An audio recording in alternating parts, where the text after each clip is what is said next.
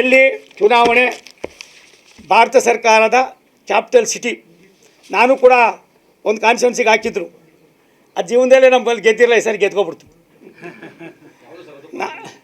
ಅದು ನಾಗಲೋಯಿ ಅಂತ ಅಂದ್ಬಿಟ್ಟು, ನಾಗಲೋಯಿ ಜಾಟ್ಸ್ ಮಂಡಲ್ ಅಂತ, ನಾಗಲೋಯಿ ಮನೋಜ್ ಅಂತ ಅಂದ್ಬಿಟ್ಟು. ಕಾಲ್ಗುಣ ಅಲ್ಲಪ್ಪೋ.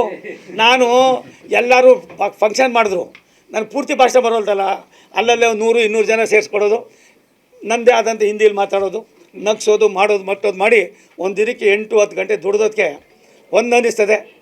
ಇನ್ಮೇಲೆ ನಾವು ಇನ್ನು 3 ವರ್ಷದಲ್ಲೇ ಭಾರತ ಸರ್ಕಾರ ದೆಹಲಿಯನ್ನು ಏನು ಕ್ಯಾಪಿಟಲ್ ಸಿಟಿ ಅಂತ ನಾವು ಹೇಳ್ತಾ ಇದ್ದು, ನೋವು ಪಡ್ತಾ ಇದ್ದೋ, ಹಳೇ ದೆಹಲಿಯು ಕೂಡ ಹೊಸ ದೆಹಲಿಯಾಗಿ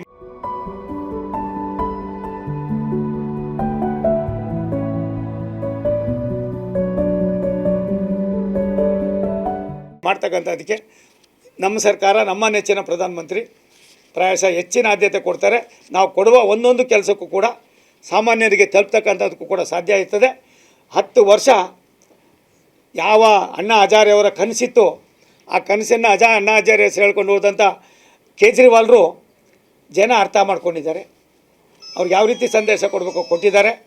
ಈ ಗೆಲುವಿಗೆ ಭಾಜಪ ಗೆಲುವಿಗೆ ದೆಹಲಿಯ ಮತದಾರರು, ನಮ್ಮೆಲ್ಲರ ನೆಚ್ಚಿನ ಪ್ರಧಾನಮಂತ್ರಿ ನರೇಂದ್ರ ಮೋದಿಯವರ ಕಾರ್ಯವೈಖರಿ, ಅವರ ದೂರದೃಷ್ಟಿ ಚಿಂತನೆ, ಎಲ್ಲ ವರ್ಗದವರಿಗೆ ಸಮಾನತೆಯನ್ನು ಕೊಡಬೇಕು, ದೇಶದ ರಾಜಧಾನಿ ಮೇಲ್ಪಂಕ್ತಿಯಲ್ಲಿ ಇರಬೇಕು ಅಂತ ತೋರಿಸ್ತಕ್ಕಂಥದ್ದಕ್ಕೆ ಇವತ್ತು ಕಾಲ ಕೂಡಿ ಬಂದಿದೆ. ಅದಕ್ಕೆ ನಾನು ಆ ಜನರಿಗೆ ಇವತ್ತು ಅಭಿನಂದನೆ ಸಲ್ಲಿಸ್ತೀನಿ.